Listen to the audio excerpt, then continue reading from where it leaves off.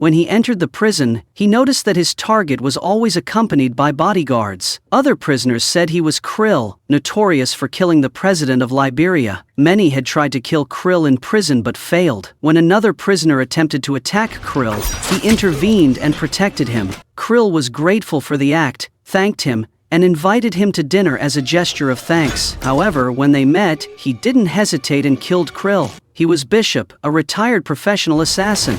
Bishop lives on a boat at a seaside resort. Every morning he starts his day by brewing a fragrant cup of coffee, playing his favorite music, and enjoying the peace and quiet. After that, he carefully leaves the boat, activates a security bomb on it in case of thieves. Next, Bishop hops on his motorcycle and speeds off to a familiar restaurant where everyone knows him. The server leads Bishop to a special seating area with a stunning view of the ocean. Then, a girl with distinct Asian features approaches him. She says she's been searching for him for a long time. She reveals that her boss wants him to carry out a special task to kill 3 people and make their deaths look like natural causes. She emphasizes that this will not be a challenge for him, as he is an expert in his field. The girl warns that if Bishop refuses, she will report him to those who are still hunting him, revealing the truth that he is alive after faking his death and running from his past. Bishop quickly realizes that there are a few people accompanying the girl, their gazes threatening, as if trying to pressure him. Staying calm, Bishop asks her to make a phone call. When she pulls out her phone, he quickly takes a picture of her. Surprised, she pulls out a gun. With quick reflexes, Bishop immediately stops her, subdues her, and knocks her out before the situation becomes any more dangerous. The people with the girl immediately rushed to attack Bishop, but with his expert skills, he quickly took them down with precision. Meanwhile, Bishop observed through the security camera and discovered another group of thugs heading toward him. Without hesitation, he quickly jumped over the restaurant's wall and descended on the nearby cable car to escape. However, the girl didn't give up. Along with a few men, she chased after him and got into the same cable car cabin, threatening the people inside. They searched for Bishop, but didn't realize he was hiding above them. The girl spotted him and opened fire. Bishop jumped onto a plastic sightseeing boat below, escaping their reach. That night, Bishop returned to his boat area. From a safe distance, he observed and noticed 2 strangers carelessly rummaging through the boat. Without hesitation, he took out his phone and activated the detonator, causing the boat to erupt in a massive explosion, erasing all traces. Afterward, Bishop went to an area with large containers. He opened one of them and quietly burned his passport and documents containing his personal information, as if erasing traces of his past. Then, he set off for an island in Thailand, where he met a woman he knew. She was the owner of a tourist hotel on the island and had once had a close relationship with him. Trusting him, she led him to the room where he had once stayed. Inside, Bishop went to a secret compartment in the room, took out a bag containing a phone, weapons, and a series of backup passports. He began tracking down the whereabouts of the girl he had photographed at the restaurant, preparing for the next step in his plan. Bishop quickly gathered information about the girl and a man named Crane, the person she was working for. Meanwhile, Gina arrived at the hotel and met with the hotel owner to ask for first aid assistance. While helping Gina, the hotel owner noticed the bruise on her hand, a sign of a recent altercation. She gently spoke to Gina, asking if she needed any further help or assistance. Gina replied that she only needed a first aid kit, then left the hotel that night. She boarded a small boat moored near the hotel. From a distance, the hotel owner, who was an acquaintance of Bishop, happened to spot a girl on the boat. In the dim moonlight, she recognized someone was attacking the girl. The hotel owner went to Bishop, worried and asking him to help the girl on the boat. Bishop immediately headed there. He confronted the man on the boat, coldly demanding that he release the girl and leave immediately. However, the stubborn man refused and even drew a gun, aiming it at Bishop. With quick reflexes, Bishop shot first, taking him down in an instant. After ensuring the girl's safety, he returned to the hotel and informed the owner that the issue had been resolved. Finally, he asked her to arrange for Gina to be brought back to the hotel. While searching the boat, Bishop discovered a passport and a phone containing a picture of himself. Suspicion rose and without hesitation, he activated the explosive device, destroying the boat to erase any trace before returning to the hotel. He confronted Gina, questioning why her phone had pictures of him, whether she was working for Crane. Gina admitted that Crane had something to hold over her to blackmail her. She also revealed that the entire situation was actually a trap set up to ensnare Bishop. Crane's plan was to use Gina to get close to Bishop. Her task was to meet him, then call his phone to complete the mission assigned to her. But it didn't end there. Bishop discovered that Gina was running a shelter for children who were victims of human trafficking. Crane had used the lives of these children to threaten and force Gina to comply with his demands. Bishop noticed a boat heading toward the island. On the boat, a group of armed men stood guard, signaling that those hunting him were drawing closer. On the island, Bishop asked Gina to continue pretending as if she was trying to get close to him. Meanwhile, Gina expressed her remorse, sincerely apologizing for setting him up. She explained that she had no other choice, as the children at the shelter meant everything to her. Bishop looked at her with understanding and appreciation for her attitude, as he himself had once been an orphan. He revealed that both he and Crane had been controlled by a gangster boss, but unlike Crane, he had managed to escape that grip. Crane couldn't escape, and he had to face harsh punishment from those behind him, as they believed he was the reason Bishop managed to escape. Because of this, Crane's hatred toward Bishop grew deeper. Bishop made a plan to escape with Gina. Before taking action, he gave her a watch as a keepsake, telling her to keep it safe and promising that they would meet again. However, the plan was suddenly interrupted when Crane's men appeared and kidnapped Gina. Determined to save Gina, Bishop called Crane directly, demanding a meeting. When they met, Bishop didn't beat around the bush and firmly demanded that Crane release Gina. Crane looked at Bishop coldly and declared that he would release Gina, but only if Bishop completed the task of killing 3 people as requested. To prove his words, Crane handed Bishop a file detailing the targets. The first person on the list was an African arms dealer currently imprisoned in a maximum security prison, known for being nearly impossible to access. Not stopping there, Crane added another condition. He handed Bishop a GPS capsule, instructing him to swallow it after completing the mission, ensuring they could track and locate him at any time. Bishop coldly asked Crane if he had any proof that Gina was still alive. In response, Crane calmly said that after each target Bishop dealt with, he would be allowed to make a call to confirm her safety. He also promised to provide Gina's location after Bishop completed the final task. Looking at the dossier, Bishop focused on the first target.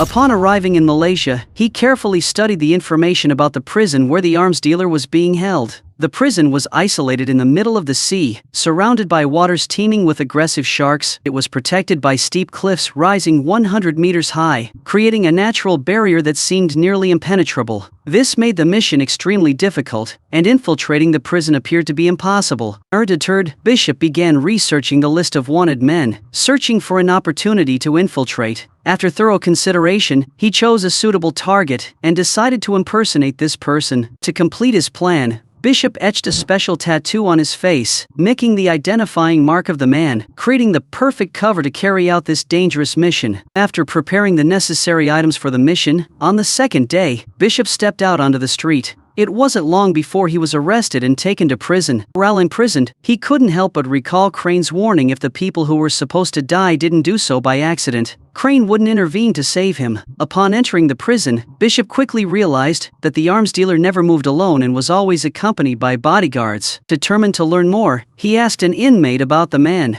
The inmate replied that the arms dealer's name was Krill, a cold-blooded killer, infamous for having assassinated the president of Liberia. The inmate explained that many people had tried to kill Krill in prison, but all had failed. Once, when an inmate attempted to attack Krill, Bishop intervened and protected him. Krill appreciated Bishop's actions, thanked him, and invited him to dinner as a gesture of gratitude. However, when they met, Bishop didn't hesitate and killed Krill. Krill's death was reported as food poisoning, but that was not the end of the story. Soon after, Bishop made a bold move. He blew up a section of the prison wall, creating an escape route. Before leaving, he quickly applied a special coating to his body, helping him avoid shark attacks during the dangerous sea crossing ahead. After swallowing the GPS capsule, Bishop jumped into the sea, ready to face the next challenge. A message was immediately sent to the captain of the ship, notifying him that Bishop had completed the mission and his location was being sent right away. Soon after, Bishop contacted Gina via video call. She looked at him with a worried expression, informing him that he only had 36 hours to complete the second assassination.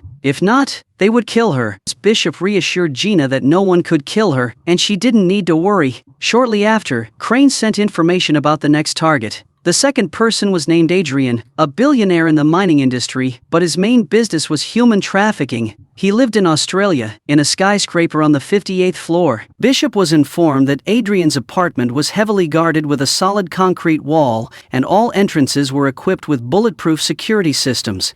Every access point was tightly controlled by sensors and fingerprint recognition devices, making it nearly impossible to get close. Bishop decided to pose as a potential tenant interested in the apartment below Adrian's. He quickly copied the key to Adrian's apartment and took detailed pictures of the floor plans, studying every corner. He then crafted a sophisticated glass bomb, disguising it under a maintenance worker's uniform. With his new appearance, Bishop used the fake key to enter the apartment, completed the task, and silently left. He stepped outside and made his way to the glass swimming pool within the billionaire's apartment complex, where his next plan would unfold. Bishop carefully placed the glass bomb in position and triggered it, causing the pool in the billionaire's area to explode, sending him crashing down and killing him instantly. While talking to Bishop, Gina made a clever move by pointing her camera at the number on the boat she was on. Through this, Bishop realized the exact location of the boat. Seizing the opportunity,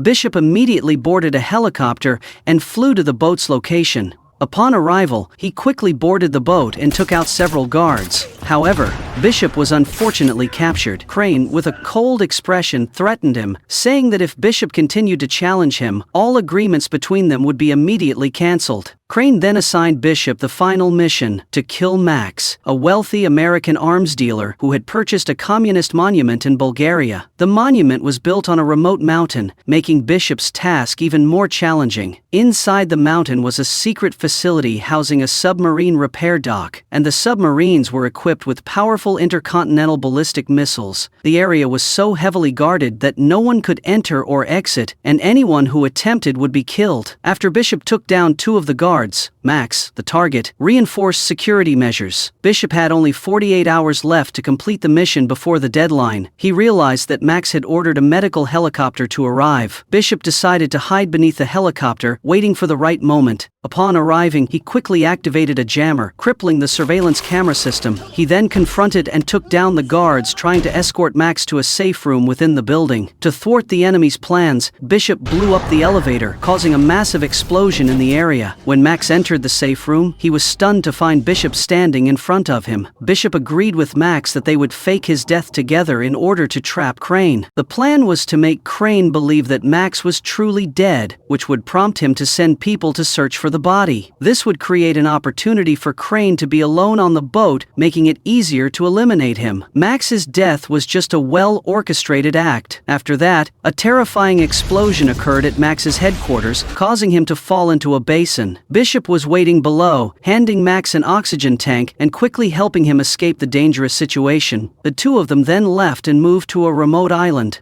There, Bishop contacted Crane and demanded that he release Gina. However, Crane firmly refused and insisted on seeing Max's body. Bishop informed him that Max's corpse was in his submarine, stored at the submarine dock. Upon hearing this, Crane immediately ordered his men to go to the submarine dock to verify Max's death, ensuring everything went according to plan. Bishop had already prepared a meticulous plan at Crane's reception area, where he had hidden explosives in every nook and cranny. When Crane's men arrived, Bishop attacked and eliminated them. Crane watched the events unfold through the security camera system, but was unable to stop what was happening. Bishop quickly boarded Crane's boat and wiped out all the guards. Meanwhile, Gina was shot. Crane quickly activated the self-destruct bomb on the boat, but Bishop tried to reach Gina, placing her in a lifeboat and getting her off the boat before it exploded. Bishop and Crane engaged in a fierce hand-to-hand battle. In the end, Bishop managed to bind Crane with a chain, and when the boat exploded, the fight came to a close. Gina was rescued, safe from the blast. Max and his men watched as the ship sank, and the wreckage was pulled from the sea. The next scene shows Gina with the children, and she is surprised to see Bishop appear before her. Meanwhile, Max reviews the footage from the security cameras and realizes that Bishop had hidden in a special steel room designed for emergency use on boats. The movie ends. Thank you for watching.